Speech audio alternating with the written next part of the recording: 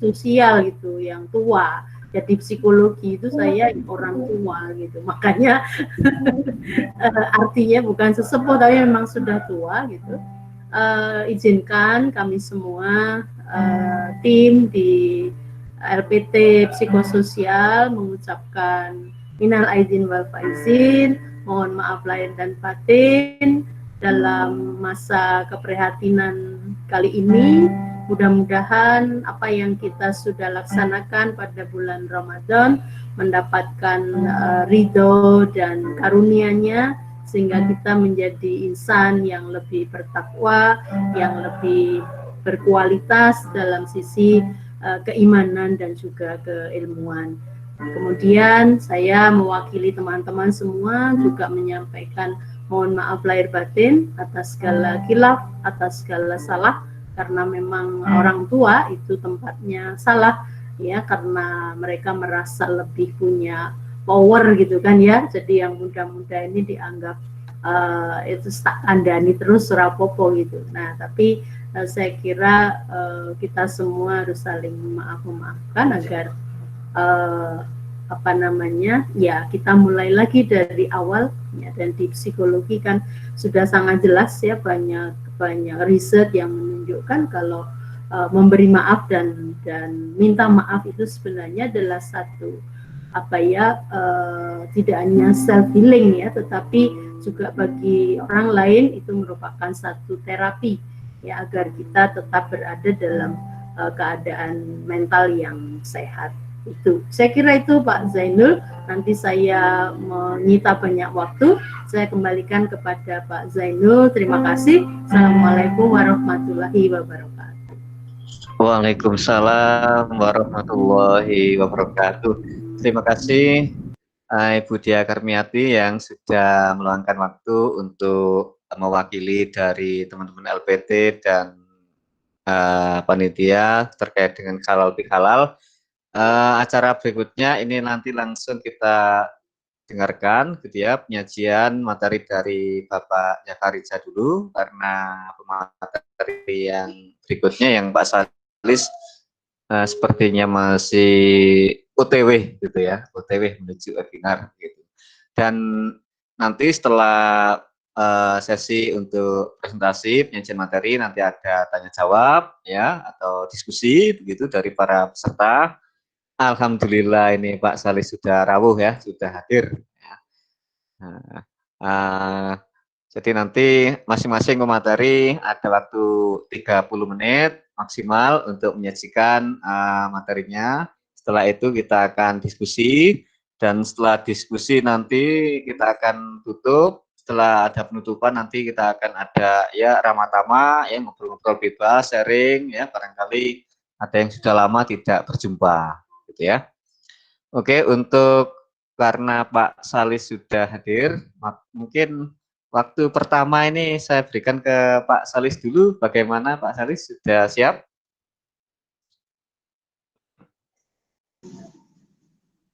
Insya Allah siap. Oke, terima kasih Pak Salis.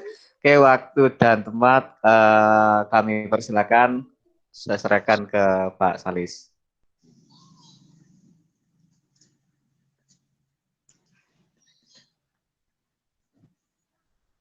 Baik, bismillahirrahmanirrahim. Assalamualaikum warahmatullahi wabarakatuh. Alhamdulillah. Ya, alhamdulillahirrahmanirrahim. Alhamdulillahirrahmanirrahim. Islam. Allahumma sholli ala Muhammad. Semoga suara saya terdengar. Terdengar, Pak. Ya, karena saya sebelumnya mohon maaf ini saya ini harus keluar rumah. Saya tinggal di desa, jadi kalau di desa ini sinyalnya tidak terlalu lancar. Terus kemudian ini mohon maaf, presentasi saya kelihatan atau tidak ya?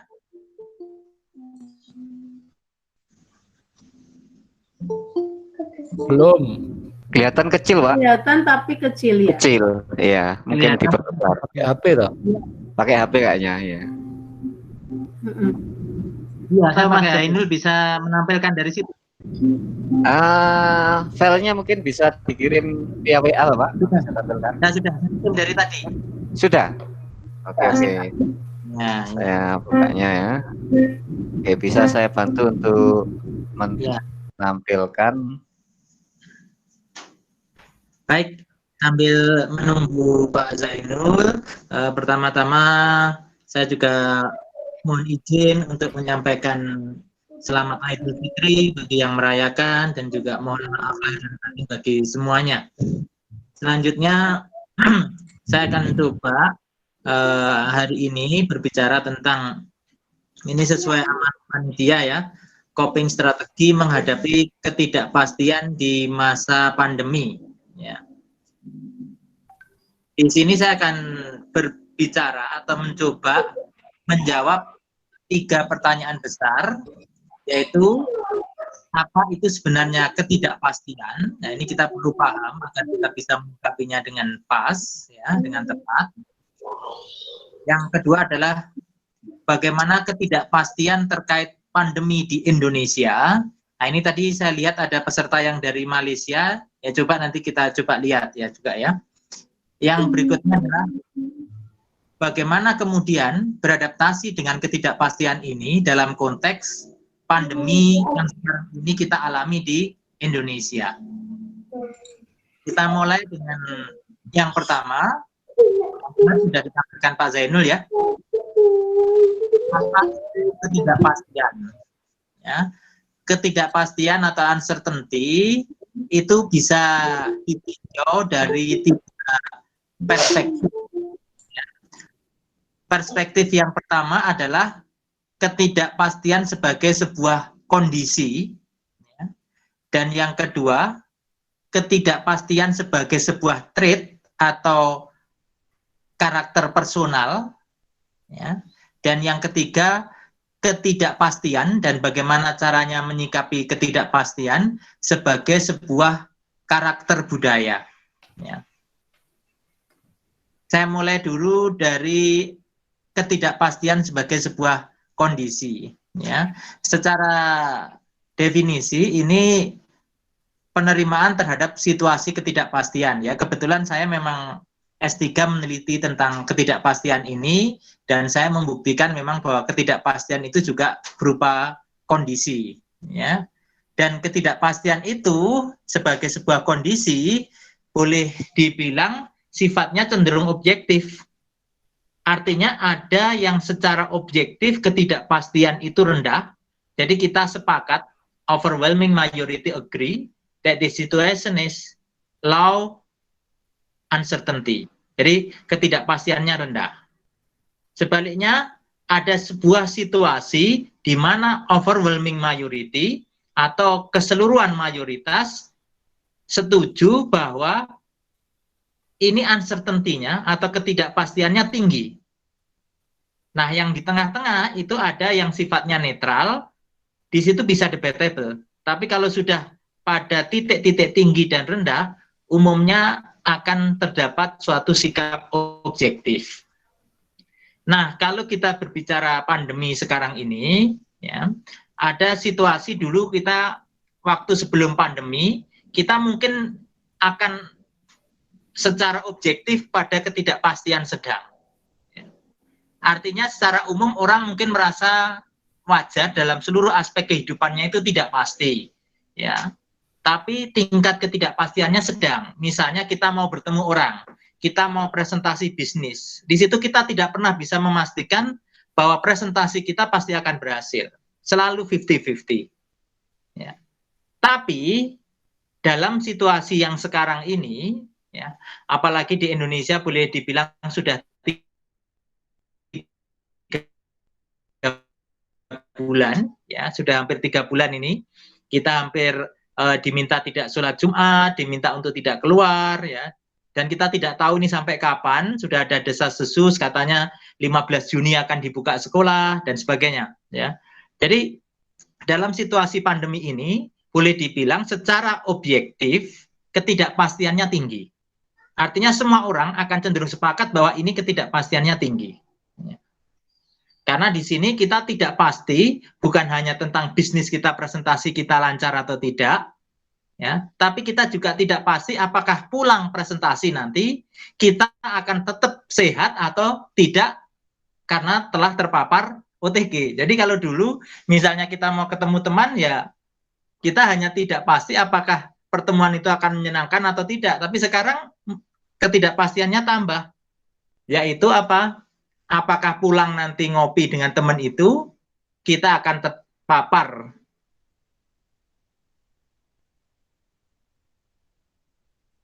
COVID atau tidak. Ya, jadi ada suatu situasi yang tidak pasti, dan dalam kondisi pandemi ini boleh dibilang ini objektif, ketidakpastiannya memang tinggi.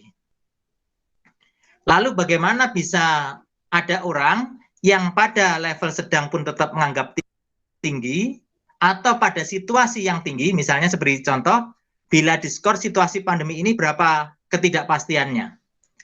Ada berapa orang, mungkin kebanyakan orang akan 80-90 skornya. Tapi ada orang juga yang 60. Ya.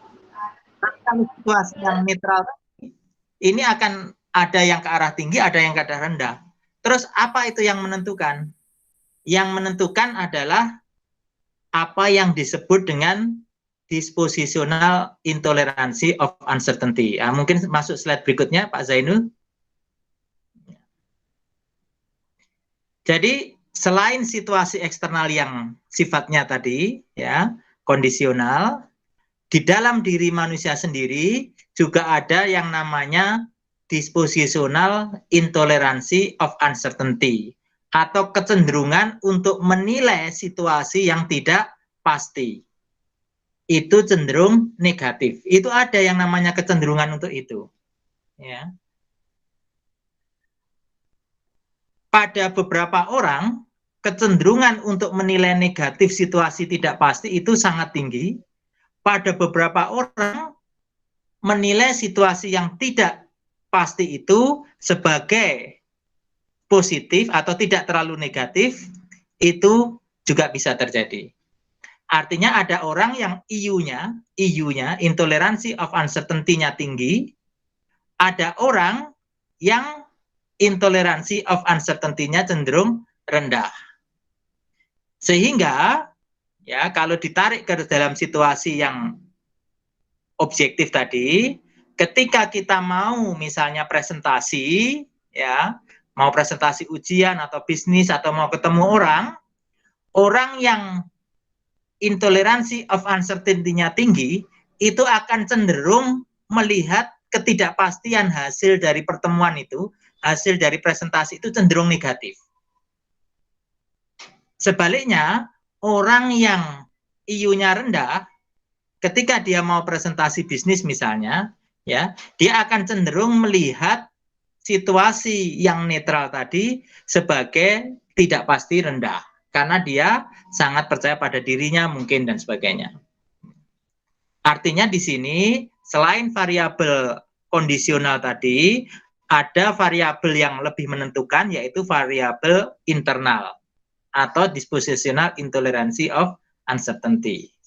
Sehingga dalam situasi pandemi seperti ini, boleh jadi orang Indonesia secara umum atau seluruh dunia misalnya, ya, atau kalau di Malang Raya menghadapi situasi PSBB sekarang, ya, itu akan memberi skor seberapa Anda tidak pasti, maka secara objektif mungkin pada kisaran 80.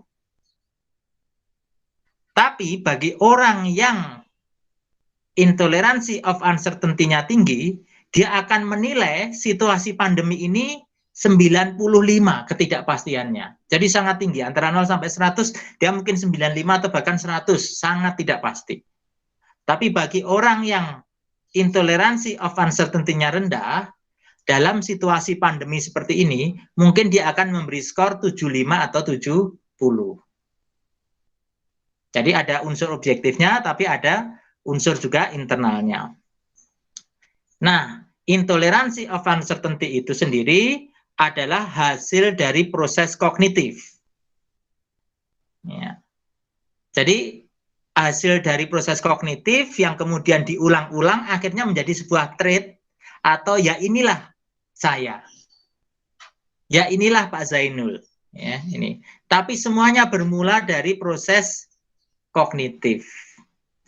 Karena berasal dari proses kognitif, sekalipun itu sudah menjadi sebuah trait, psikologi kognitif tetap meyakini bisa berubah asal orang itu mau belajar ulang.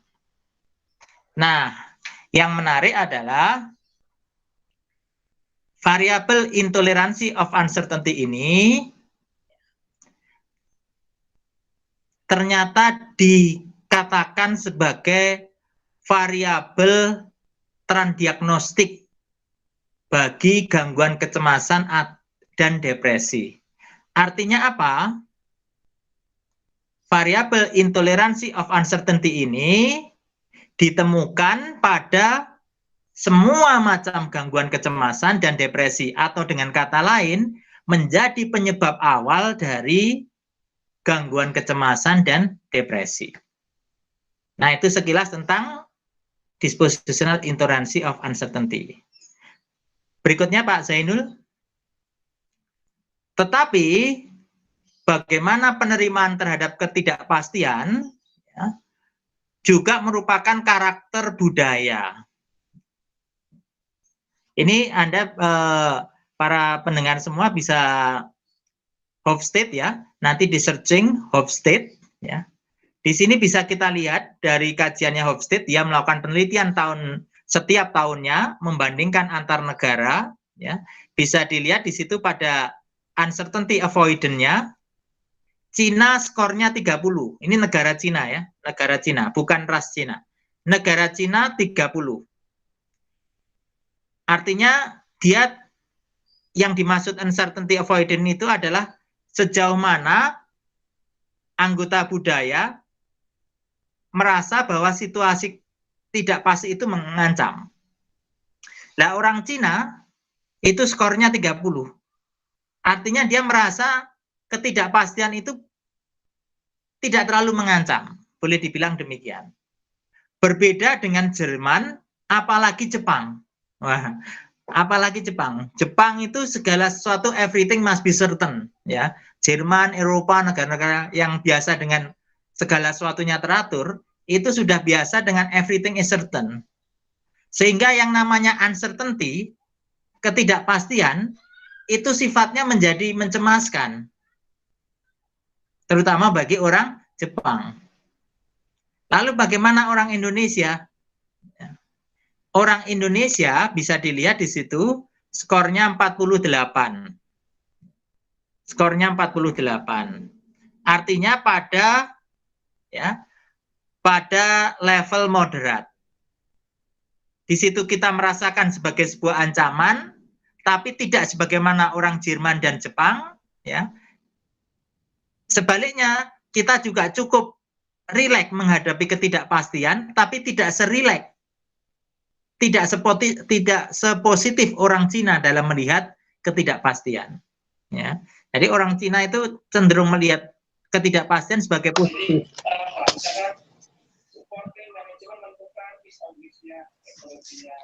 Bagaimana? Cukup jelas ya? Ada suara masuk sepertinya.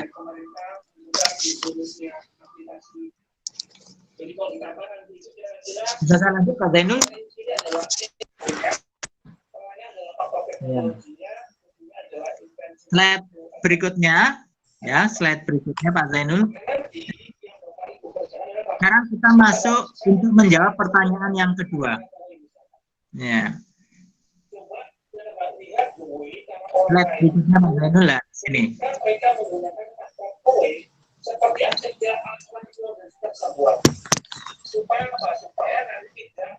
Sepertinya belum di Pak Zainul.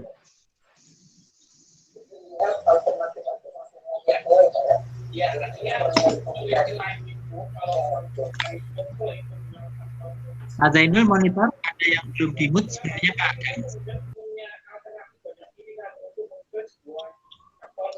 Oh, itu Mas Damas, mohon di-mute ya. Assalamualaikum Mas Damas. Ya. Baik, saya lanjutkan ya. Lalu bagaimana ketidakpastian terkait pandemi di Indonesia ini? Ya. Menurut hemat saya, mempertimbangkan seluruh paparan saya tadi, ya, Satu, secara faktual atau secara kenyataan, situasi yang sekarang kita alami ini menciptakan ketidakpastian. Ya. Dan ya, saya sudah, artinya secara objektif ini tidak pasti. Kemudian, secara khusus hasil riset saya di Indonesia sama dengan hasil riset saya ketika saya mengambil data di negara di Eropa. Ya. Artinya apa? Mendukung penelitian-penelitian sebelumnya, ketidakpastian ini menimbulkan kecemasan bahkan depresi. Menariknya, ya menariknya, khusus di Indonesia,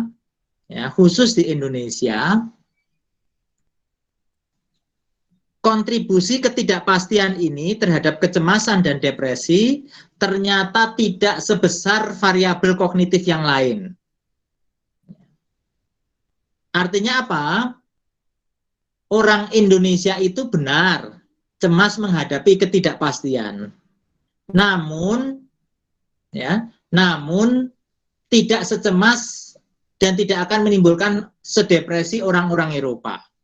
Ini. Jadi ini sesuai dengan karakteristik budaya kita. Ya. Sehingga bisa kita lihat dengan situasi yang sekarang ini terjadi, ya, orang Indonesia ya seperti ini, ya. PSBB ya PSBB, tapi namanya jalan-jalan silaturahmi ya harus tetap. Ya. Mungkin kita mau dikurung di rumah 1-2 minggu awal. Ya. Tapi kalau lama-lama ya kita nggak bisa, ya. Karena kita levelnya moderat. Ini, jadi situasi yang tidak pasti ini saya optimis untuk orang Indonesia. Kenapa? Benar, orang Indonesia akan terkena dampak dari COVID-19 ini, terutama dari ekonomi. Ya. Namun insya Allah saya optimis Indonesia akan bisa melalui ini. Kenapa? Karena karakter kita itu luas. Ya. Buktinya kita dijajah 350 tahun pun oleh Belanda juga tidak masalah, dalam arti tanda petik menikmati saja. Ya, gitu. Jadi insya Allah saya cukup optimis, ya.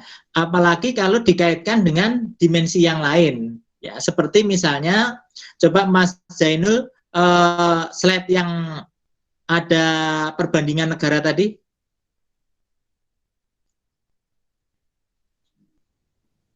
Monitor Pak Zainul, ya. Nah, di situ misalnya karakter kita itu adalah bangsa yang kolektif. Karakter kita itu bangsa yang kolektif. Jadi, mangan orang mangan itu insya Allah nggak masalah, karena saya yakin kita pasti akan tolong-menolong. Beda kalau di Eropa, ya bisa dilihat di situ individualismenya sangat tinggi sekali, Jerman, ya. Mereka bisa saja nggak tahu kalau tetangganya meninggal, tahu pun nggak peduli bisa. Tapi di Indonesia nggak akan mungkin terjadi ini. Ya. Jadi insya Allah situasi ini memang tidak pasti, dan tidak pasti karena pandemi ini selain berimbas pada ekonomi, saya yakin juga berimbas pada banyak hal, yaitu seperti kecemasan, gangguan kecemasan, depresi, dan sebagainya. Artinya pada fase pandemi ini tingkat gangguan mental akan meningkat, sudah pasti. Tapi kenaikannya saya yakin tidak setinggi pada orang di mana budayanya sangat membutuhkan certainty atau kepastian. Baik, yang terakhir, slide yang terakhir Pak Zainul.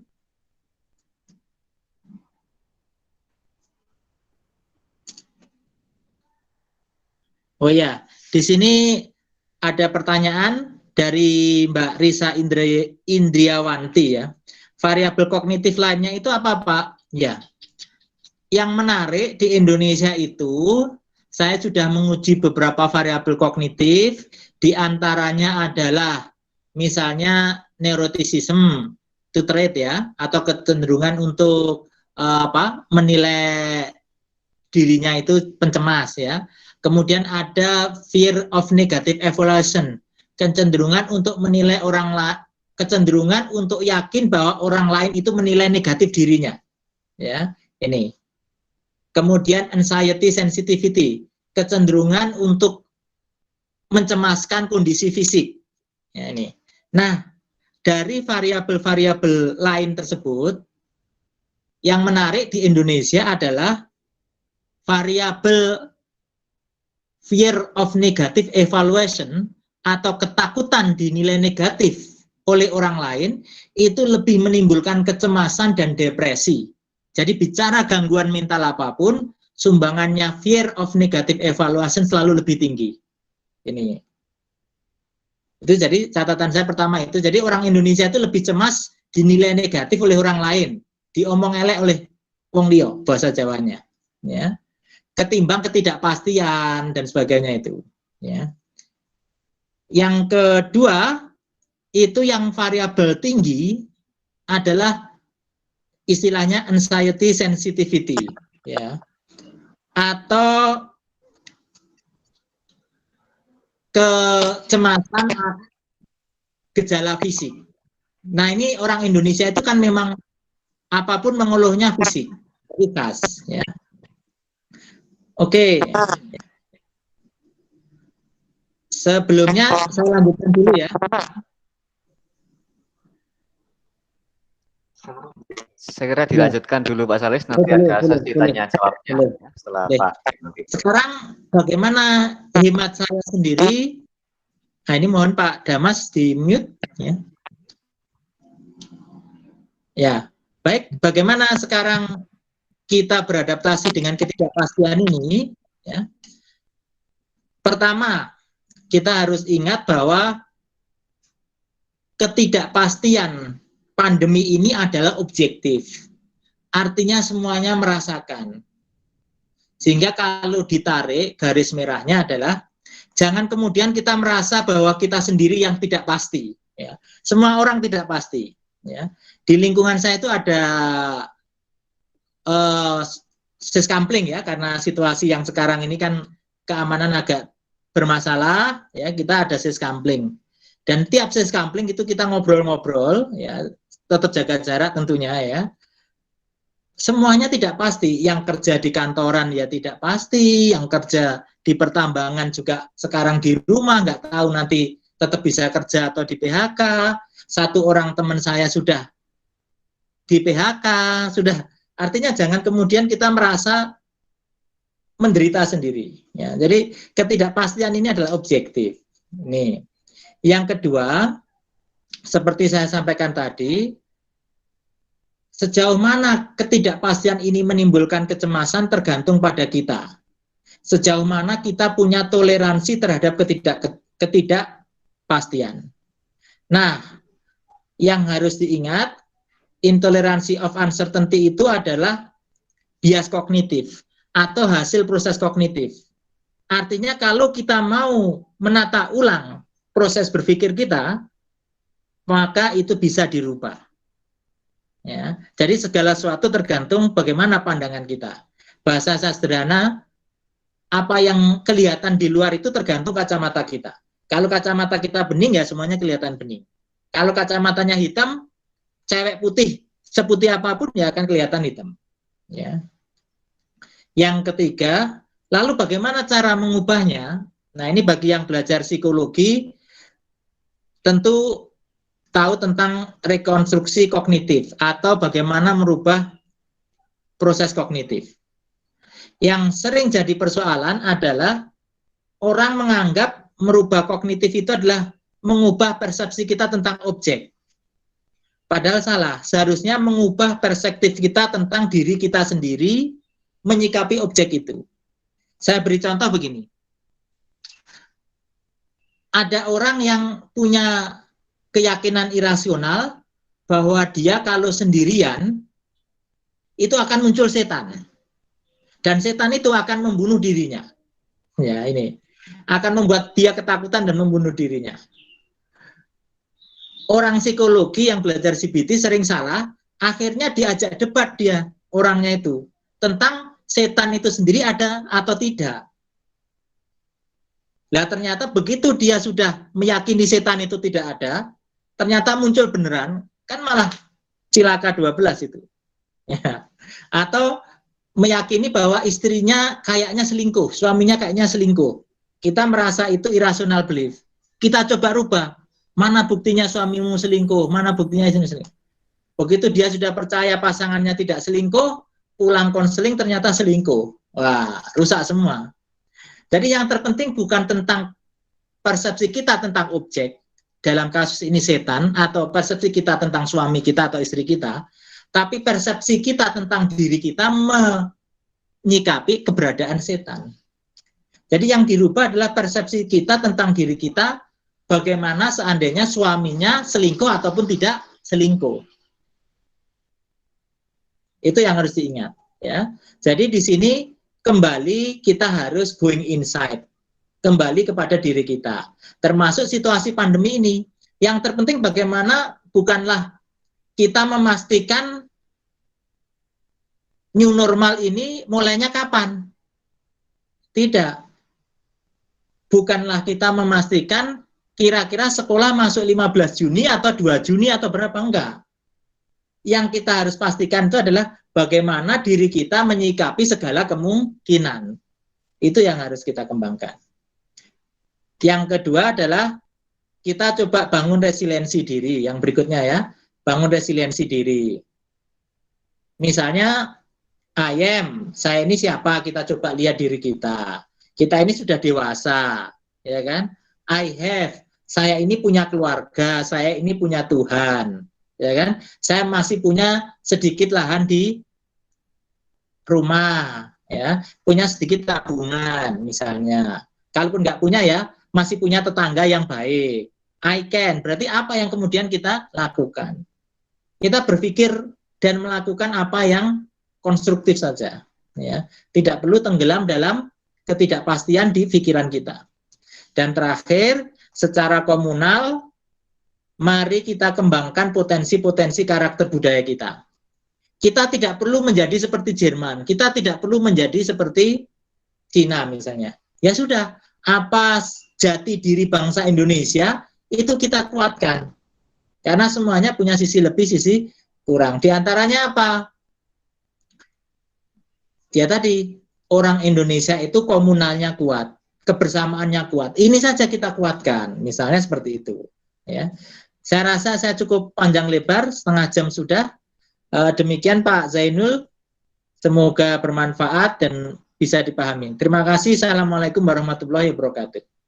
Waalaikumsalam warahmatullahi wabarakatuh. Terima kasih Pak Salis, sudah banyak sekali juga pertanyaan di chat. Berikutnya kita serahkan waktu dan tempat ke Pak Jakarija Ahmad.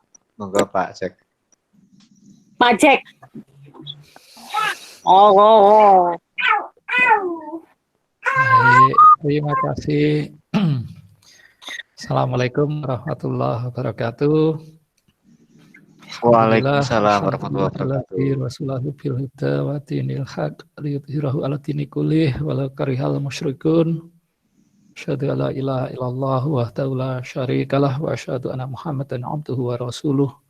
Allahumma shalli 'ala Muhammad wa 'ala ali Muhammad. Pertama, saya ucapkan selamat Idul Fitri, mohon maaf lahir batin untuk semuanya yang hadir. Taqabbalallahu minna wa minkum. Saya lihat ada Mas Yoga Ramadan, ini ada yang dari Kalimantan Timur, ada Mas Damas dari Barat, Kabupaten Magetan. Ini yang paling jauh, nggak tahu dari mana tadi saya lihat ada nama Pak siapa yang dari Lampung, Pak Malai dari Lampung. Saya akan menyampaikan hal-hal yang mungkin kalau Pak Salis tadi banyak berpijak pada teori-teori dan tentang uncertainty. Saya akan sampaikan hal-hal berdasarkan apa yang saya alami, saya renungi, kemudian coba saya rangkum ketika saya banyak bergelut di kebencanaan dan pandemi COVID-19 ini kan ditetapkan oleh pemerintah sebagai salah satu bencana. Saya mau, ini kalau mau menampilkan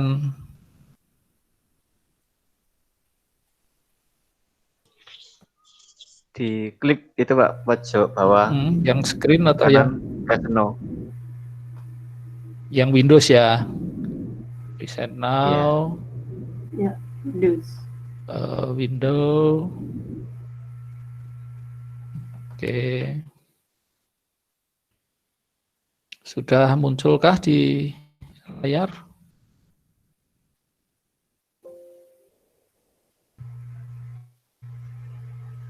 Proses. Masih proses ya. Sudah? Sudah, Pak.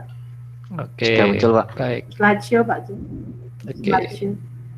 Ini belum bisa muncul di slideshow nih.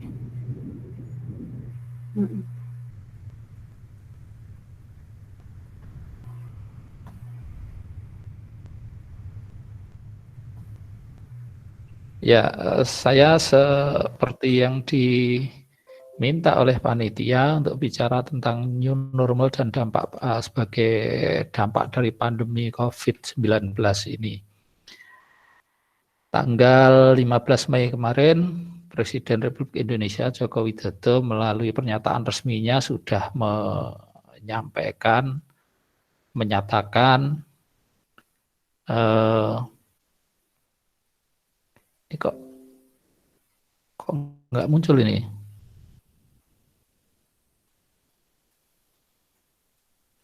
Oke, sudah ya, muncul lagi ya. Muncul, ya. muncul. Sudah. Oke, bahwa kehidupan kita sudah pasti berubah untuk mengatasi risiko wabah COVID-19 ini, dan itu keniscayaan itulah yang oleh banyak orang kemudian disebut sebagai new normal. Nah, di luar sana termasuk di kalangan kita sendiri kemudian banyak perdebatan tentang istilah new normal ini. Apa normal kok normalitas yang baru? Padahal kehidupan kita ketika ada pandemi ini malah sepertinya menjadi tidak normal.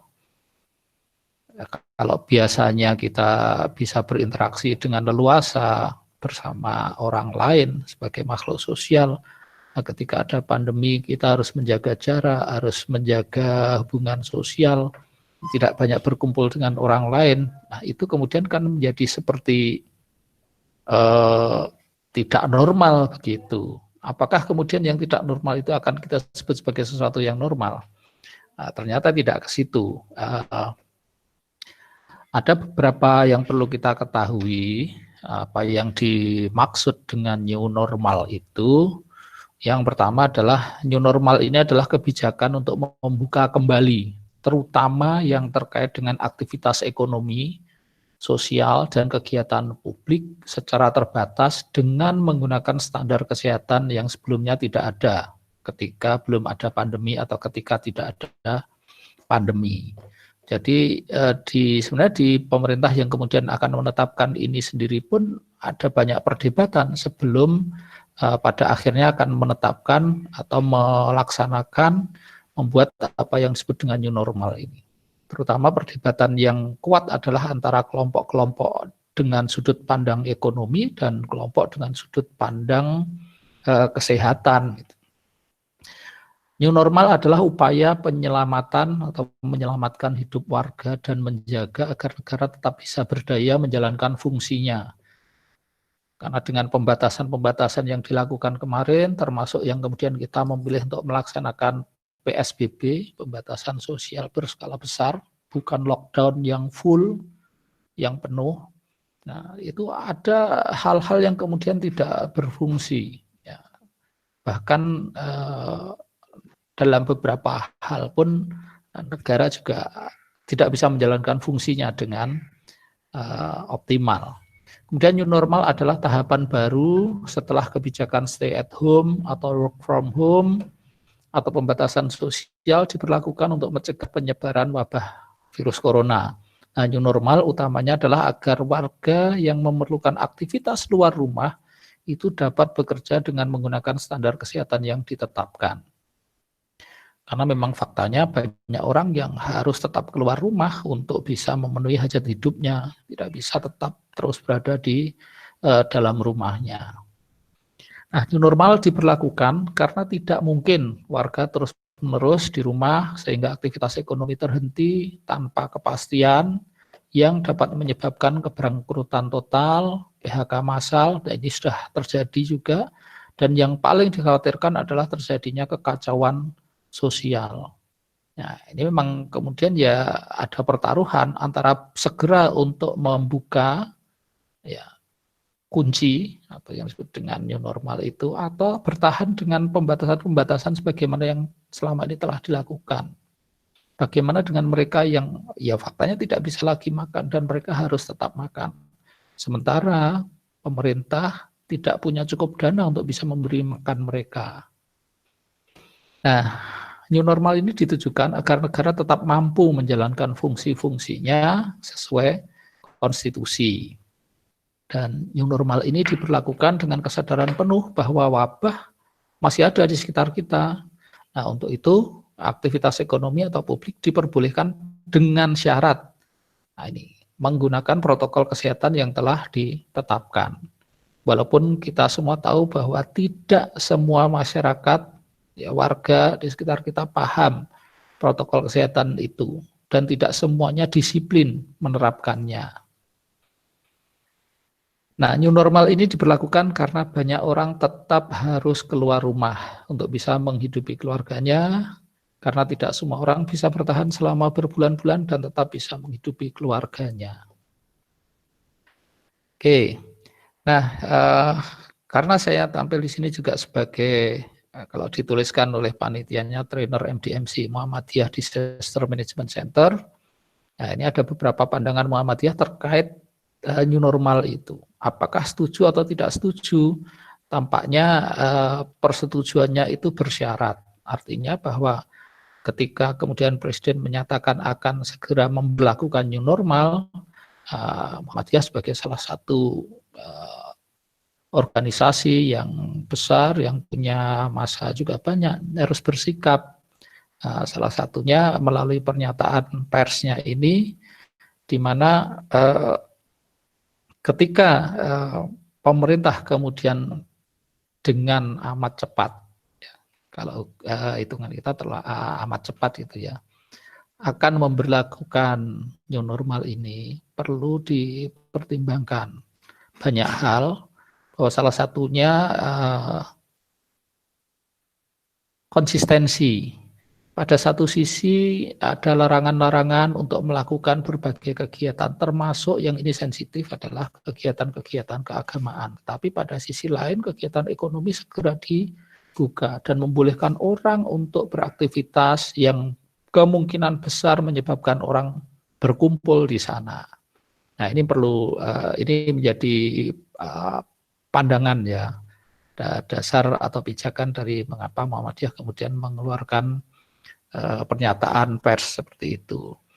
Yang kemudian adalah berdasarkan BNPB ya, yang menjadi motor utama dalam Satgas ya, percepatan penanganan COVID ini, yang BNPB sendiri menyatakan bahwa kondisinya ini belum begitu kondusif kalau untuk diberlakukan new normal.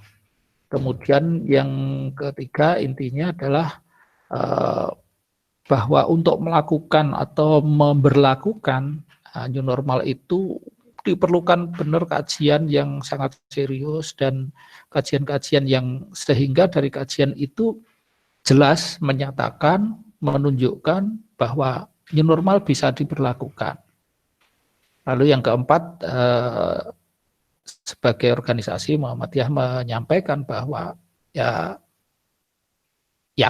menyampaikan keyakinannya bahwa pemerintah punya kapasitas untuk memilih, menentukan kebijakan yang pas, yang sesuai, yang tepat Ya, ketika itu harus ditetapkan, maka konsekuensi yang mungkin akan timbul, maka pemerintah mestinya punya kapasitas untuk itu. Salah satunya adalah konsekuensi yang mungkin timbul dengan dibukanya kembali keran pembatasan-pembatasan tersebut adalah akan munculnya penderita, kalau disebut penderita ya, penderita baru atau orang-orang baru yang terinfeksi, bahwa kemungkinan itu ada, yang disebut beberapa orang menyebut akan ada gelombang kedua, ada gelombang ketiga, dan seterusnya. Yang paling cemas adalah mereka-mereka yang bekerja di bidang kesehatan, karena ketika itu nanti terjadi, mudah-mudahan tidak, maka mereka yang akan kelabakan.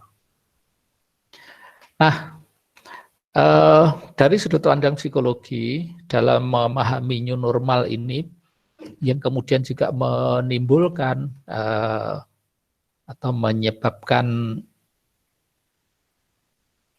perbedaan-perbedaan pandangan, termasuk kemudian ada perdebatan, itu lebih karena bagaimana kita memandang antara normal dan tidak normal. Kenapa harus ada yang namanya kenormalan baru?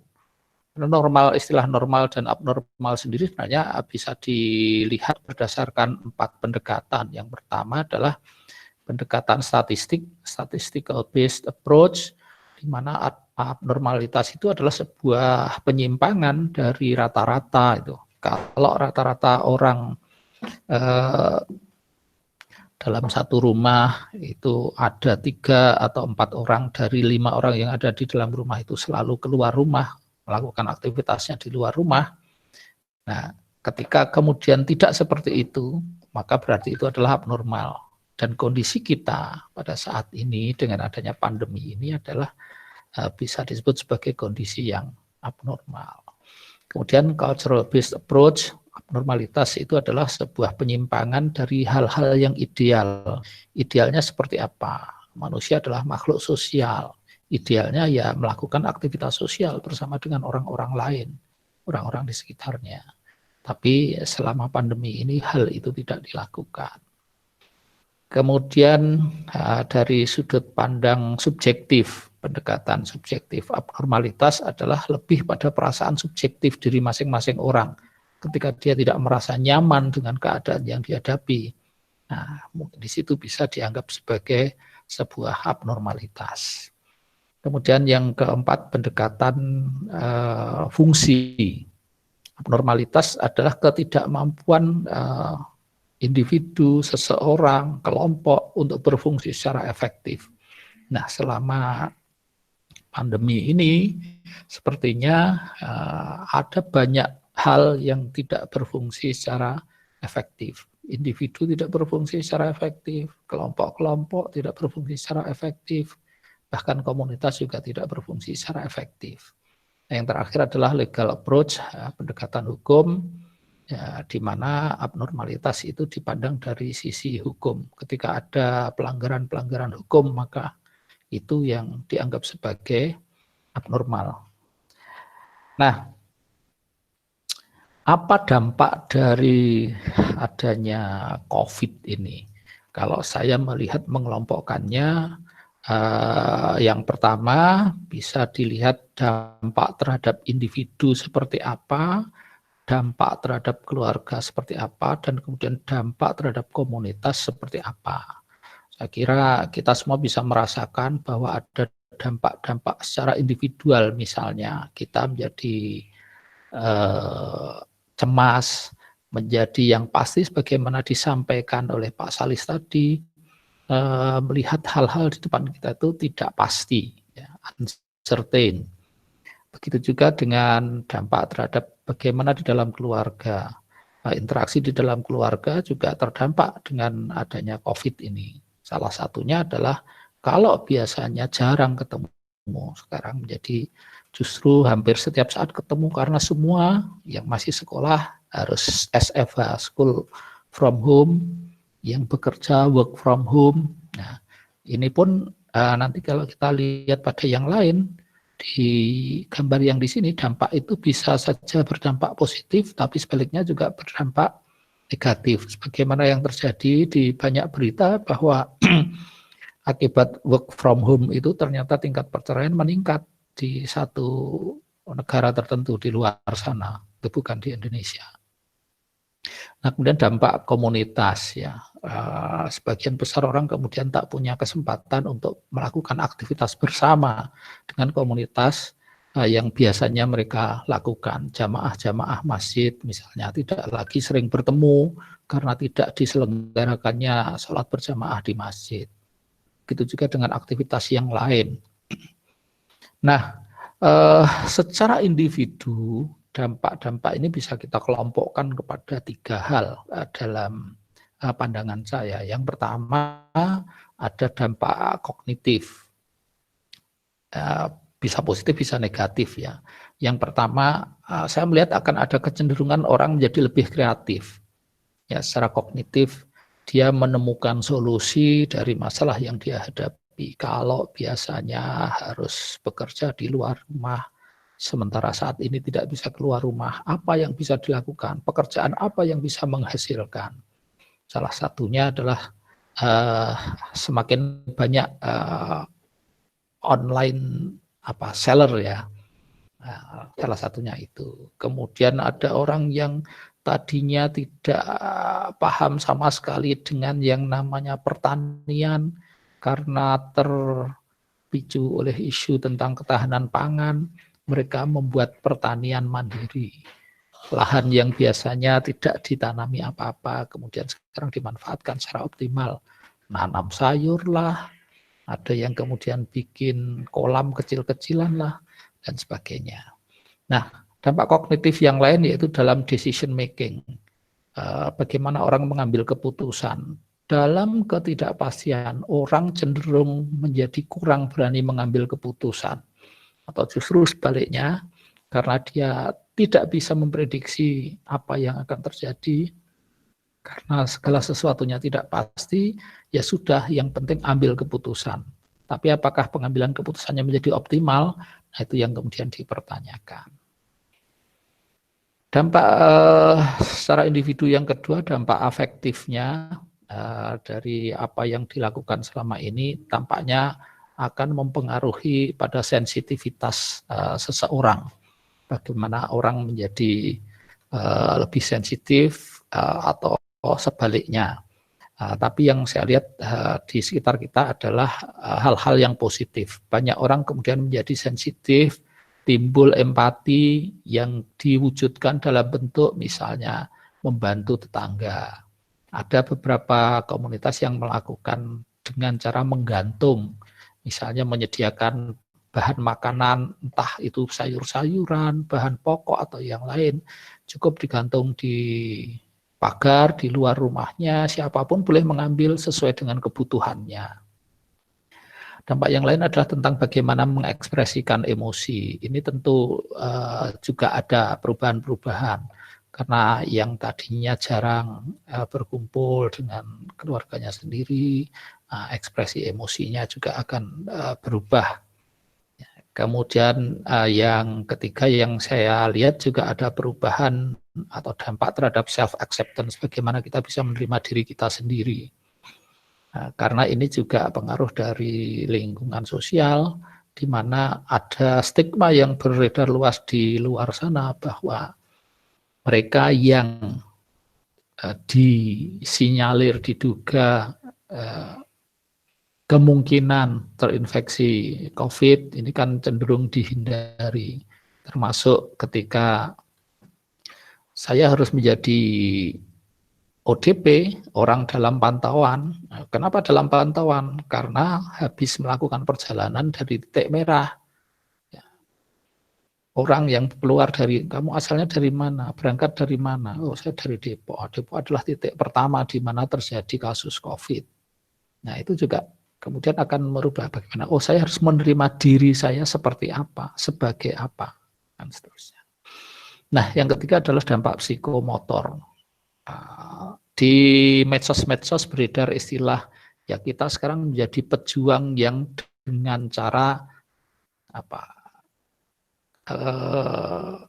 istilahnya goleran, klemah-klemah, atau rebahan, ya, pahlawan rebahan.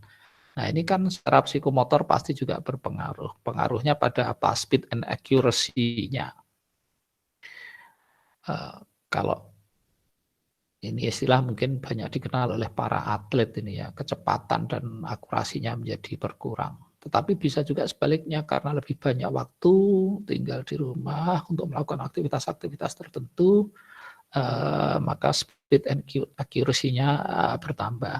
Itu tentu yang bukan dari golongan rebahan. Nah, kemudian new skills. Ini ada banyak orang yang kemudian punya skill-skill baru. Karena di rumah terus tidak tahu apa yang mesti dilakukan, akhirnya usil, ada segala sesuatu yang bisa dilakukan. Yang tadinya tidak bisa masak akhirnya bisa memasak, yang tadinya tidak bisa marut akhirnya bisa marut, karena terpaksa. Mungkin bapak-bapak yang diminta oleh istrinya untuk membantu memarut kelapa akhirnya tahu, oh caranya begini, bahkan punya skill baru termasuk untuk memasak, membuat makanan jenis tertentu. Nah, yang pasti semua dampak itu bisa kita lihat bahwa dampaknya bisa positif, bisa negatif, dampaknya bisa predictable, tapi juga bisa unpredictable, ada dampak yang certain dan uncertain, lalu ada dampak yang kita bisa mengontrol, tapi ada juga dampak-dampak yang mungkin tidak bisa kita kendalikan. Kalau hal-hal itu terkait dengan diri kita sendiri, tentu kita masih bisa mengendalikan. Tetapi ketika dampak itu terkait dengan orang lain, dalam beberapa hal kita tidak bisa mengendalikan. Termasuk dengan akan diberlakukannya new normal, di mana kemudian aktivitas ekonomi dibuka, pasar dibuka, mal dibuka. Mungkin suatu saat kita perlu membeli sesuatu, kita harus datang ke mal atau ke toko-toko. Kita sudah berusaha untuk menjaga jarak dengan orang lain, tapi orang tidak peduli dengan itu. Nah, ini kan ada sesuatu yang kita bisa mengendalikan supaya kita tidak terlalu dekat dengan orang lain. Tapi ketika orang lain tidak mengendalikan dirinya, maka itu adalah sesuatu yang di luar kendali kita. Nyedek-nyedek. Tergantung apakah kita berani menegur, bersikap bahwa supaya tidak terlalu dekat dan sebagainya. Baik. Nah, sebagaimana yang dibahas oleh Pak Salis tadi tentang uncertainty, apa yang kemudian penting bagi kita adalah bagaimana kita menyikapi ketidakpastian tadi, di mana Pak Salis tadi lebih banyak menekankan pada aspek kognitif. Uncertainty yang kita lihat kemudian tentu akan menimbulkan risiko-risiko. Kapan new normal itu akan dibuka? Kapan sekolah pada akhirnya akan kembali dibuka dan anak-anak kembali sekolah? Itu tidak pasti. Ya. Apa yang kemudian terjadi ketika misalnya sekolah dibuka, siapa yang bisa mengendalikan anak-anak itu supaya bisa tetap menjaga jarak? Namanya anak ketemu anak, bermain dan sebagainya. Pasti ada risiko di situ. Nah, kemudian dari kemungkinan adanya risiko itu tergantung pada apakah kita akan mengambil risiko-risiko itu, take risk, atau kita kurangi risiko-risiko yang mungkin terjadi. Nah, dalam pandangan kebencanaan, maka paradigma ini menjadi penting.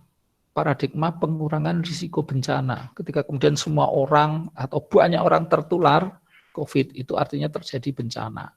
Maka dari itu pengurangan risiko terjadinya itu, pengurangan risiko dari adanya bencana ini menjadi penting dalam paradigma pikiran kita yang akan memandu perilaku kita. Di mana kita semua kalau melihat pada formula ini, rumus ini, di mana risiko itu adalah ancaman kali kerentanan dibagi kemampuan. Artinya ketika kita ingin menurunkan risiko ini, memperkecil R ini, maka ada 3 aspek, 3 komponen yang bisa kita beri perlakuan. Yang pertama adalah ancaman. Tentu kalau melihat formulanya begini, yang bisa kita lakukan adalah memperkecil ancaman, memperkecil atau menurunkan kerentanan, maka ini akan memperkecil R, dan sebaliknya karena ini berbanding terbalik dengan kemampuan, maka yang harus kita lakukan adalah bagaimana kita meningkatkan kemampuan atau kapasitas diri kita ketika kita menginginkan risiko ini turun atau menjadi lebih kecil. Lalu apa saja terkait dengan COVID dan nanti ketika new normal yang dimaksud dengan kemungkinan-kemungkinan dari ancamannya apa, kerentanannya apa, kemampuannya apa.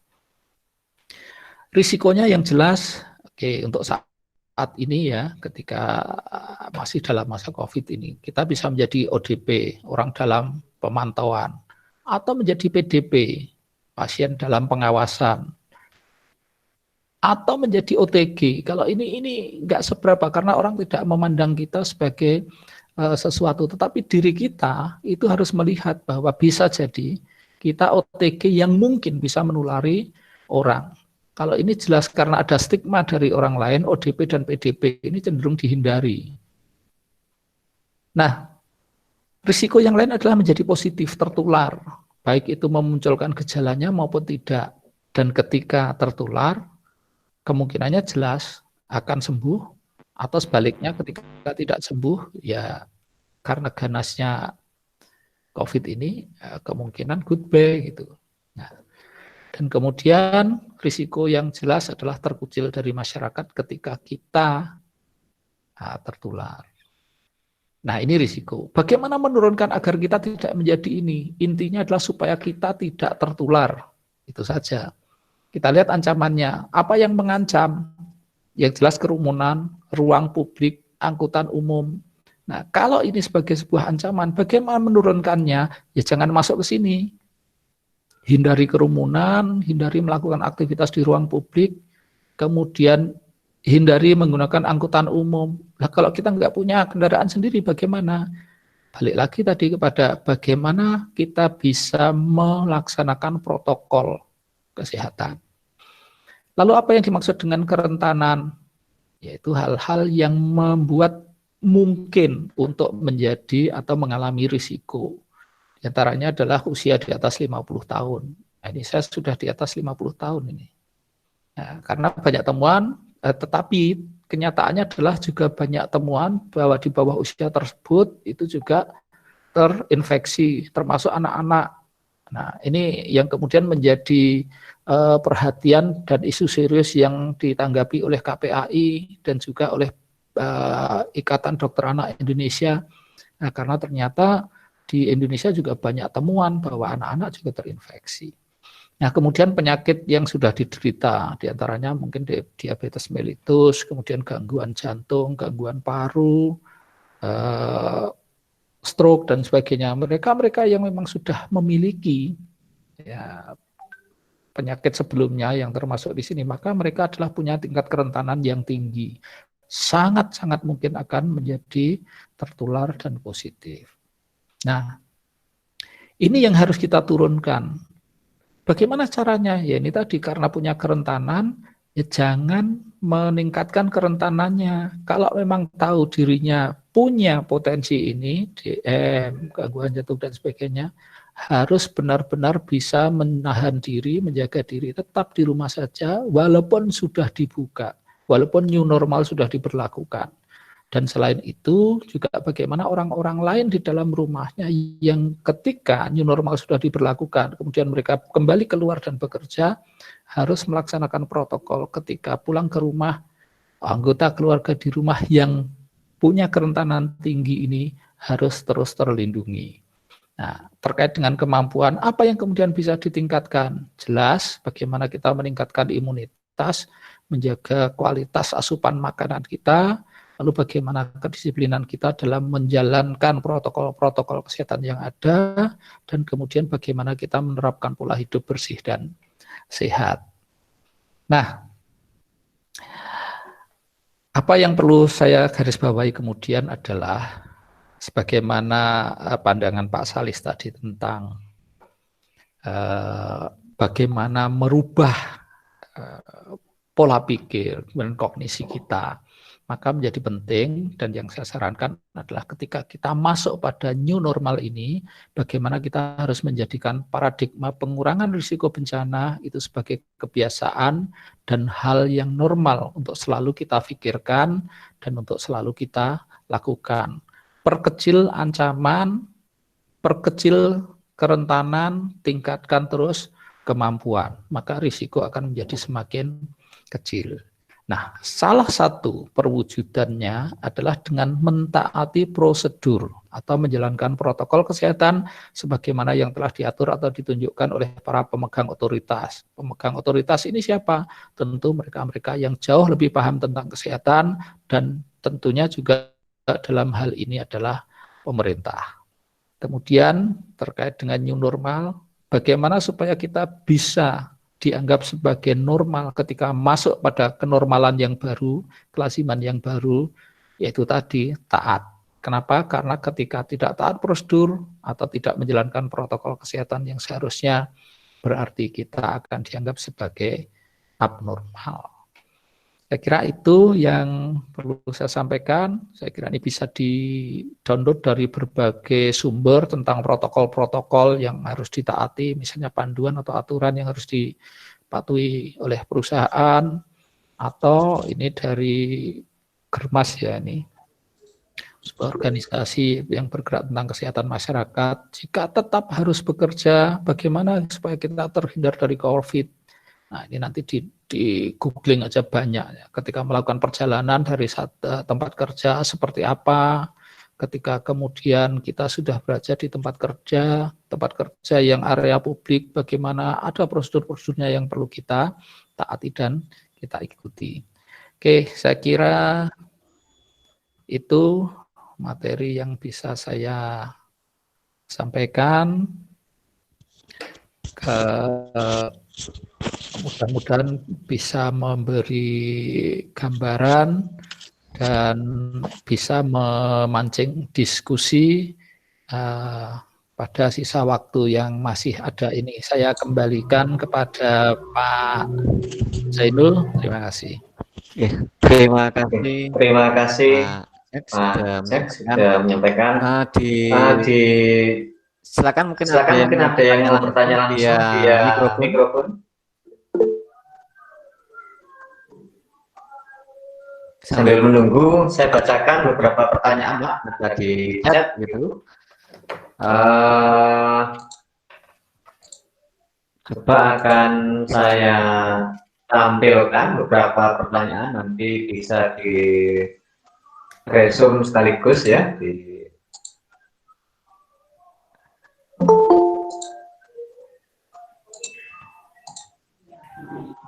Boleh saya jawab Pak Zainul sambil nunggu pertanyaan? Boleh saya masuk? Oh boleh Pak. Silakan. Baik, terima kasih Pak Zainul. Sebelumnya mohon maaf tadi saya belum menyapa banyak teman-teman ya, kenalan-kenalan lama ini ya. Ya, semoga sehat selalu semuanya. Ya.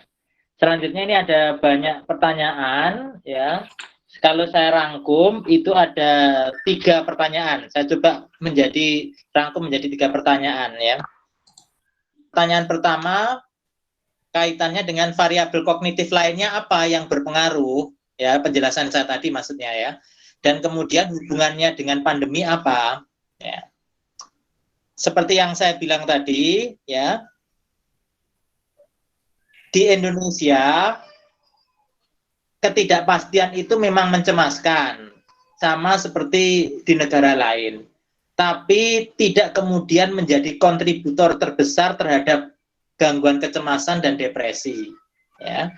Namun, gangguan kecemasan dan depresi itu lebih disebabkan oleh fear of negative evaluation atau takut dinilai negatif oleh orang lain, dan anxiety sensitivity atau gejala-gejala fisik ya.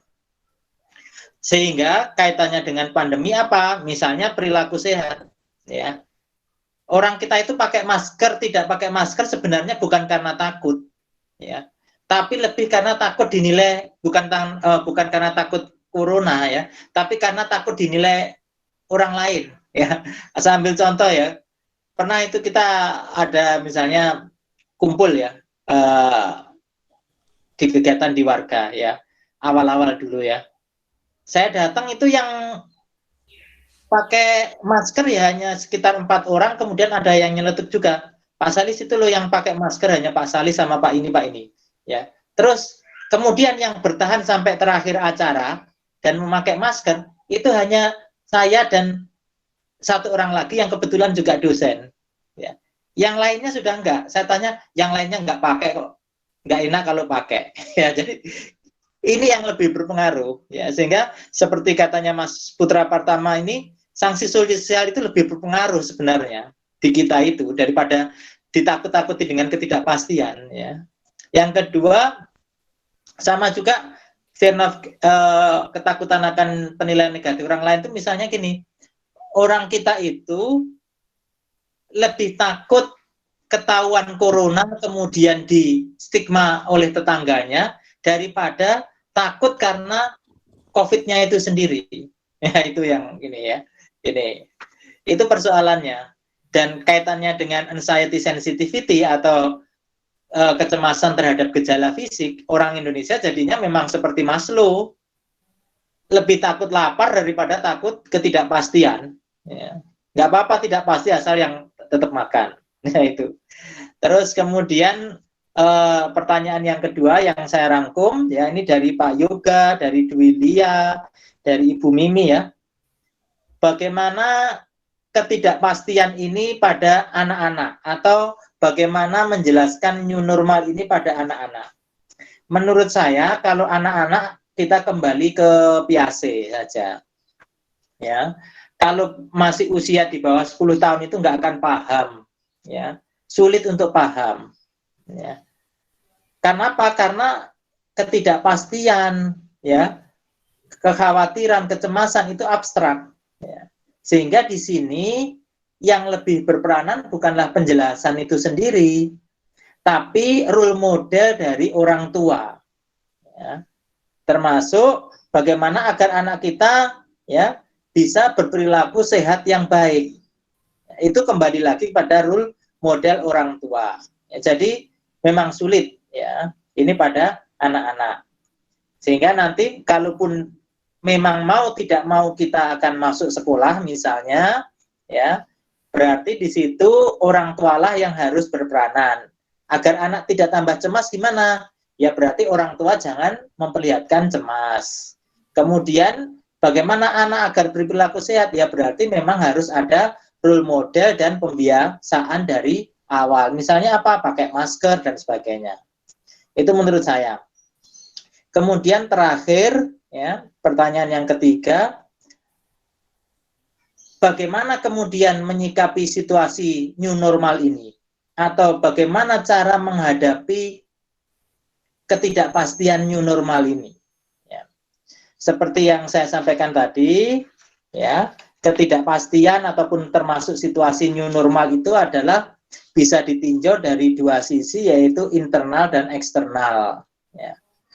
Dari situasi tidak pasti itu jelas objektif nyata. New normal itu tidak pasti, karena kita juga nggak tahu new normal akan seperti apa nantinya ya. Kita hanya tahu sekilas-sekilas ini. Karena itu yang terpenting menurut saya ada 3 poin ya. Jadi new normal itu tidak terelakkan, kita nggak mungkin lari terus kalau menurut saya, tapi memang perlu harus ada kejelasan memang ya. Karena itu yang terpenting ada 3 poin. Yang pertama apa? 1, self. Kita siapkan diri kita dulu, cara pandang kita dulu ya, cara pandang kita dulu ya. Kalau cara pandang kita itu sudah ketakutan sendiri ya, kita akan tidak efektif nantinya ya. Sebaliknya kalau terlalu menganggap ringan juga tidak efektif ya. Karena itu harus benar-benar kita, keyakinan kesehatan kita harus rasional, artinya merujuk pada fakta-fakta yang ada. Misalnya apa? Misalnya ya, kita tetap sebenarnya bisa keluar asal tidak bersentuhan, jaraknya dan sebagainya. Karena sejauh ini kan kita belum dapat laporan yang pasti apakah COVID itu menyebar lewat udara. Yang kita tahu kan lewat orang ke orang, itu misalnya ya. Terkait dengan self sendiri, kognitif sendiri, intoleransi ketidakpastian itu yang harus kita kontrol. Caranya ada dua.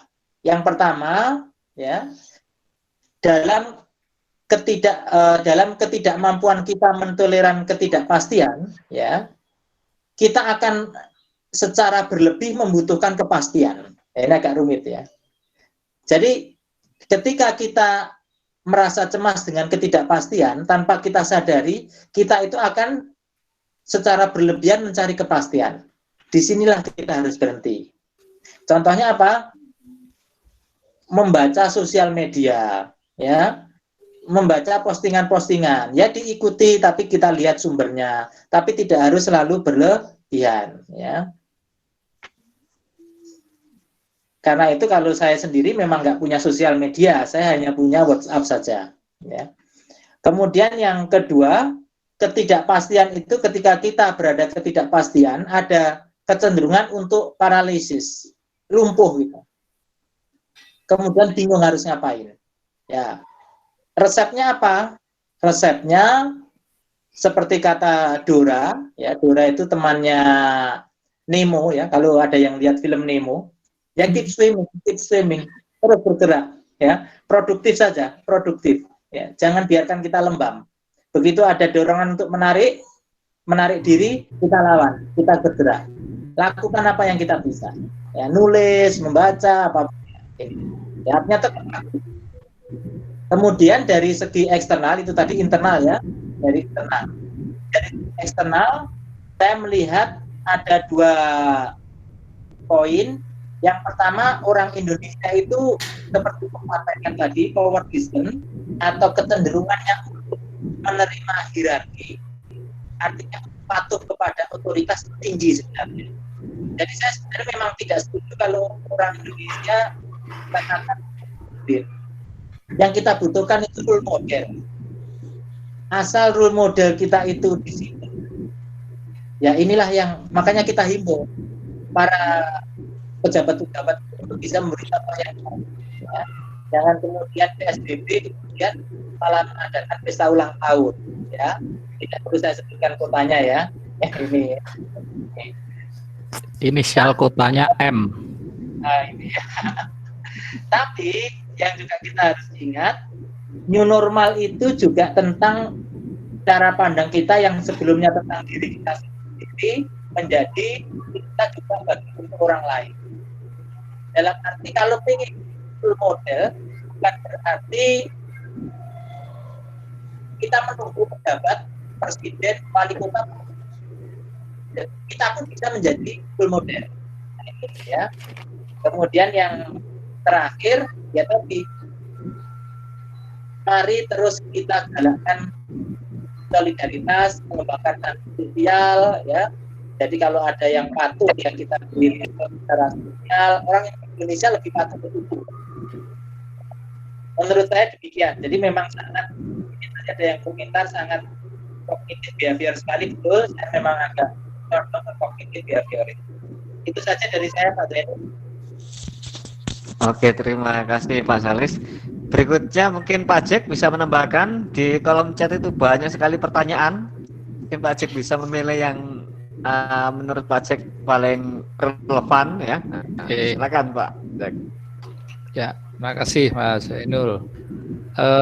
Ya, pertanyaan dengan apa terkait new normal tadi banyak. Salah satu atau diantaranya adalah apakah kita harus menerapkan itu sementara kita sebenarnya belum siap. Ada kota-kota atau kabupaten atau wilayah tertentu yang sudah siap, tetapi sementara yang lain mungkin belum. Nah, ini saya kira apa yang diambil oleh pemerintah adalah tidak serta-merta ya. Pemerintah juga tetap akan mempertimbangkan bagaimana keadaan yang ada di wilayahnya untuk kemudian apakah sudah akan masuk tahap new normal atau belum.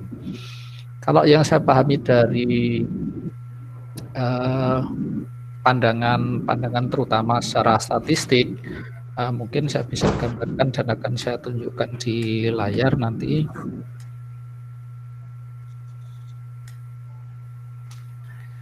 Nah, saya nggak tahu ini kelihatan nggak di layar.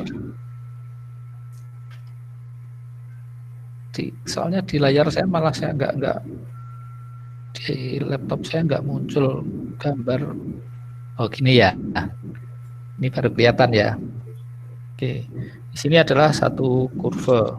Ini gambaran dari kurva di mana jumlah atau peningkatan orang yang terinfeksi sampai kemudian menurun. Nah, penurunan ini tidak akan sampai kembali kepada garis awal atau baseline yang disebut dengan normal. Maka kenormalan kita akan berubah di sini.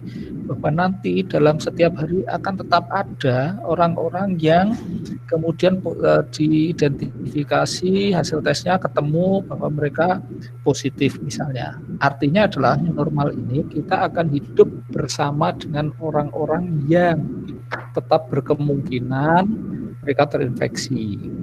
Nah, seperti contoh misalnya ketika kita melihat lonjakan kasus di Surabaya, saya kira Surabaya tidak akan membuka PSBB-nya sampai nanti satu putaran lagi. Dan pemerintah juga tidak akan main-main mengambil keputusan seperti itu. Nah, tadi juga ada pertanyaan tentang bagaimana ketika itu diterapkan, mungkin ada orang-orang di sekitar yang masih dalam tanda petik ngeyelan, kemudian tidak mau patuh, apa yang harusnya kita lakukan. Sebagaimana tadi saya sampaikan di materi tadi, ada hal-hal yang kita bisa kendalikan, tapi ada hal-hal yang kita tidak bisa kendalikan. Apa yang bisa kita kendalikan, itu saja yang kemudian menjadi fokus kita. Artinya kita sendiri yang jelas bisa kita kendalikan. Yaitu dengan cara apa? Kita tanamkan sikap pada diri kita. Misalnya, karena nanti bagaimanapun harus ketemu dengan orang lain, kita membuat seolah-olah bahwa diri kita ini OTG. Orang yang sudah terpapar, terinfeksi, tetapi tanpa gejala.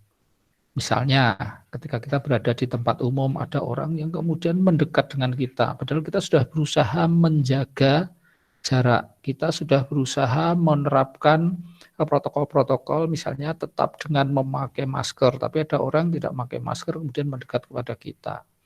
Mungkin ketika kita menegur, maaf Pak, atau Bu, atau Mas, atau Mbak, jangan terlalu dekat, ayo kita jaga jarak. Dia mungkin akan merespons, sampean wedi ta? Apa kamu takut tertular dari saya? Kita balik situasinya. Maaf, justru saya yang takut menulari Bapak atau Ibu atau Mas. Saya terlihat sehat, tapi bisa jadi saya ini sudah terinfeksi. Ya terserah. Tapi saya memilih saya tidak mau menjadi orang yang menyebabkan orang lain tertular. Jadi mohon maaf, jaga jarak. Misalnya seperti itu.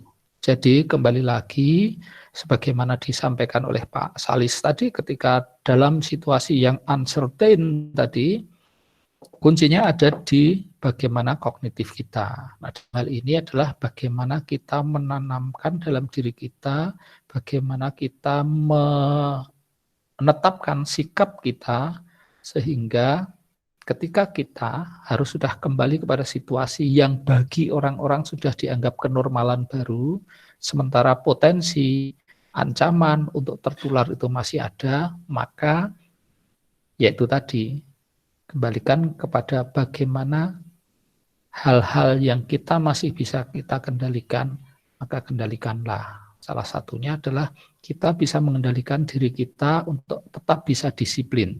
Orang lain mau nggak disiplin, terserah. Itu kan kata banyak orang di medsos itu, Indonesia terserah, yang lain terserah, yang penting saya tidak. Termasuk kalau tadi dicontohkan oleh Pak Salis, orang akan menilai, kamu penakut gitu aja pakai masker dan sebagainya. Nggak apa-apa, tetap saja pakai masker. Karena kita meyakini bahwa itu adalah salah satu langkah untuk melindungi diri kita. Dan tolong pikirkan juga, bukan hanya diri kita, tetapi di rumah ada orang-orang lain yang juga harus kita lindungi. Karena kita bisa saja menjadi pembawa virus tanpa kita sendiri tertular oleh virus itu. Saya kira gitu, Mas Zainul. Ada satu lagi nih Pak dari Mbak Ika Famila itu. Apakah Iya. kalau ada new normal nanti itu berarti akan terjadi hukum rimba begitu? Nah, itu yang mungkin terjemahan dari herd immunity yang katanya hukum rimba. Jangan dibayangkan hukum rimba itu terus kita boleh menyerang orang lain, yang penting kita yang selamat, bukan itu ya. Itu hanya satu kiasan saja terjadi hukum rimba. Artinya di dalam, kalau bahasanya hukum rimba itu kan siapa yang kuat dia yang akan bertahan, siapa yang lemah dia yang akan habis. Artinya adalah siapa yang punya imunitas yang lebih baik, ketika dia terserang oleh virus itu dia akan bertahan. Tapi pada mereka-mereka yang imunitasnya buruk, ketika ada serangan virus itu ya pasti dia akan dihabisi oleh virus itu. Nah, oleh karenanya ya sekali lagi kembali kepada diri masing-masing. Ketika kita tidak yakin kita bisa menetapi prosedur-prosedur protokol kesehatan, ya sudah lebih baik di rumah sajalah. Insya Allah kalau soal terus makan kita nanti apakah tercukupi atau tidak, ya, ketika kita berada di satu komunitas yang kuat, insya Allah itu akan tetap tercukupi. Dan itu yang terus dilakukan oleh MDMC, Muhammadiyah Disaster Management Center, identifikasi apakah ada orang-orang yang benar-benar butuh diberi, ya, sebagaimana yang sudah dilakukan juga oleh UMM, ya, bukan MDMC ya, tapi juga oleh teman-teman. Oh ya, ini satu pemberitahuan aja buat para alumni terutama. Jadi mahasiswa-mahasiswa di UMM sudah membentuk satu komunitas yang disebut dengan Maha Resigana, mahasiswa relawan siaga bencana, yang mereka juga bergerak ketika terjadi pandemi ini, beraktivitas sebagai relawan.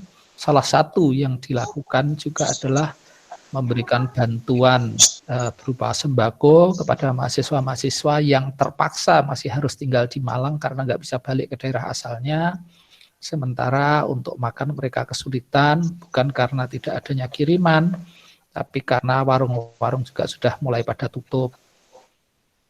Walaupun juga mungkin ada di antara mereka karena orang tuanya terdampak COVID sehingga tidak lagi bisa memberikan kiriman ke anaknya yang terkunci lockdown di Malang. Nah, itu kita bantu dengan memberikan bahan makanan. Itu Mbak Ika, jadi bukan hukum rimba seperti yang dibayangkan orang bertarung satu dengan yang lain, yang kuat akan menang. Tapi siapa yang punya imunitas yang lebih kuat, itu yang mereka akan bertahan terhadap serangan virus. Tapi mereka yang imunitasnya lemah, mereka juga akan ya pasti mengalami gejala dan dampak dari serangan virus itu. Itu Pak Zainul. Oke, terima kasih Pak Jack. Mungkin sesi terakhir pertanyaan barangkali dari Bapak atau Ibu peserta mau bertanya bisa di-on-kan mikrofonnya. Pak Zainul. Oh ya, silakan masuk, silakan. Bismillahirrahmanirrahim. Assalamualaikum warahmatullahi wabarakatuh. Waalaikumsalam warahmatullahi wabarakatuh. Zainal, Pak Zainal. Enggak gini aja Pak Zainul, saya hanya ini aja memberi motivasi di teman-teman terutama Pak Jack dan ibu dosen yang lain. Sebagai seorang pendidik, kalau new normal benar-benar dijalankan oleh pemerintah, tantangan terbesar kita adalah meyakinkan, kemudian mendampingi, memberi pemahaman di anak-anak didik kita, apalagi mereka sudah tidak ketemu beberapa bulan dengan teman-temannya ketika berinteraksi. Karena selama ini seperti kita ketahui bahwa virus ini terjadi bisa menular lewat interaksi sosial ya, lewat antar manusia. Jadi bisa kita bayangkan, terutama tadi yang dikatakan oleh Pak Salis, untuk anak-anak yang usia-usia masih anak-anak ya, susah untuk diberi pemahaman. Jadi tetap semangat para pendidik dan mohon sabar untuk mendampingi anak-anak. Tentunya kita juga tidak melakukan pendampingan ke anak saja, tapi pada para orang tua. Bahkan di komunitas-komunitas orang tua itu sudah terbesit kalimat, bagaimana kalau anak-anak kita kayak kuliah diterminalkan dulu 1 tahun. Kita nggak apa-apalah anak-anak kita tidak naik 1 tahun. Jadi ayo teman-teman di sini yang mungkin sebagai seorang pendidik nitip, tetap semangat mendampingi orang tua dan anak-anak didik kita. Karena sekali lagi saya yakin bahwa kalau new normal dijalankan, ya pahlawan tanpa tanda jasa akan muncul kembali. Karena kan sebagian besar anak kita nanti itu kan ketemunya dengan guru-guru mereka. Itu Pak Zainul yang mungkin bisa saya sampaikan. Sekali lagi tetap semangat dan ya kita hadapilah wabah ini dengan kesadaran kita masing-masing agar segera pergilah wabah ini. Terima kasih Ustaz Zainul. Terima kasih Pak Zainal. Pak Zainal ini salah satu guru di Sekolah Al-Hikmah Surabaya dan ya mengalami betul bagaimana keresahan para orang tua begitu Mas Zainal ya.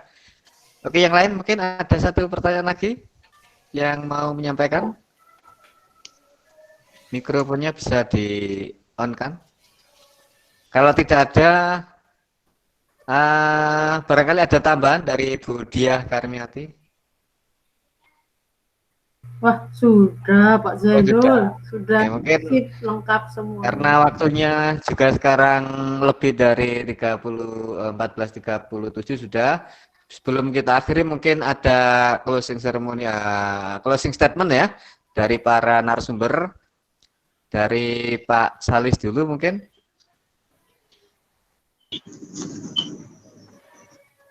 Terima kasih Pak Zainul. Ya, kalau dari saya, sebagaimana keseluruhan pemaparan saya tadi, sebenarnya sudah saya tuliskan juga. Kata kuncinya adalah di diri kita, self. Ya, memang situasi objektif mencemaskan. Ya, tapi apakah kecemasan itu sendiri akan tetap dalam rasionalitas kita atau menjadi neurotic anxiety, artinya kecemasan berlebihan yang mengendalikan juga kita. Ya. Misalnya sekalipun new normal itu dijalankan, ya, ini saya beri contoh saja konkret ya. Saya sendiri menandatangani petisi menolak sekolah 15 Juni. Ya. Jadi saya menandatangani petisi itu, saya lihat ada petisi menolak sekolah 15 Juni, saya ikut menandatangani. Ya. Tapi kalaupun tetap masuk 15 Juni, saya akan tetap mengantar anak saya ke sekolah, karena itu sesuatu yang tidak terhindarkan. Ya. Artinya yang terpenting adalah diri kita, cara pandang kita, ya, dan terus optimis. Ya. Insya Allah kita akan melalui ini semua. Itu saja dari saya. Terima kasih Pak Salis. Berikutnya Pak Jack mungkin bisa menyampaikan. Oke, terima kasih Pak Zainul. Kata kuncinya adalah tetap semangat, jaga kesehatan, taati prosedur, kemudian yang pasti adalah kita bisa kendalikan diri kita. Kita mungkin tidak bisa mengendalikan orang lain, maka dari itu kendali itu tetap kembali kepada diri kita sendiri. Jangan takut untuk melakukan sesuatu yang mungkin dipandang aneh oleh orang lain. Yang penting kita melakukan itu adalah karena demi kesehatan kita sendiri dan juga orang-orang lain yang ada dalam tanggung jawab kita. Saya kira itu Pak Zainul. Terima kasih. Terima kasih Pak Jack sudah menyampaikan closing statement, dan dari saya sebagai host sekaligus moderator juga mengucapkan terima kasih kepada para peserta. Mohon maaf barangkali ada yang kurang berkenan. Dan untuk acara webinar kali ini kita tutup sampai di sini. Kalau ada hal-hal yang perlu didiskusikan lebih lanjut, bisa dilanjutkan di grup atau di Japri pada para narasumber. Atau setelah ini kalau ingin diskusi santai tetap bisa berlanjut di Google Meet ini. Secara formal akan kita tutup, secara informal nanti tetap kita buka sampai selesai. Ya, sampai keselnya. Ya, terima kasih para narasumber dan para peserta. Kita tutup webinar kali ini dengan bacaan hamdalah bersama-sama. Alhamdulillahirobbilalamin. Assalamualaikum warahmatullahi wabarakatuh. Waalaikumsalam warahmatullahi wabarakatuh. bagi yang tetap ingin melanjutkan bercengkrama lebih halal ya silaturahmi dipersilahkan ya. Dari saya sebagai host mohon maaf, saya cukupkan sampai di sini ya. Budia tidak berubah Budia seperti dulu waktu zaman kuliah. Maksudmu awet tua gitu ya? Kan saya kalau Atau awet besar. dalam Awet besar. belum, masih sebentar lagi. Enggak, kan Budia gitu ya seperti masih keibuan. Saya ingat betul waktu dibimbing Budia dengan sabar, bimbing anak gablek.